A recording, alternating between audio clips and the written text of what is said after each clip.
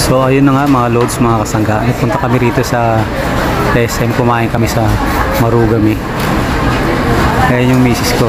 Ayaw magpa-video yan pero wala siyang magagawa dahil ako ang may hawak ng cellphone.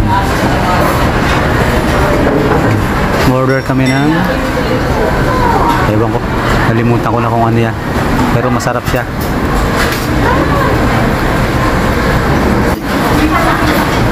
At syempre, dahil nga sa wala akong pera, syempre, siya ang magbabayad. Ang sarap ng pagkain dito sa Marugame, promise. Punta kayo dito, siguradong magugustuhan niyo. Basta't ang trabaho ko ngayon ay mag-video lang. At siya ang bibili ng aming kakanin. At syempre, ito na yung malupit na iniintay ko. Ang pagbabayad. Natural. Wala akong pera. Kaya siya ang magbabayad muna. At syempre, dahil siya ang magbabayad, syempre, siya ang bida dito sa aking video. Yan. Yan. Put na. Ito na. Kakain na kami. Yan.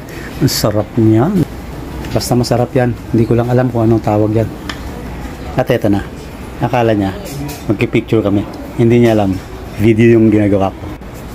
Ayan o. Ngiting-ngiti si mama ko. Ayan.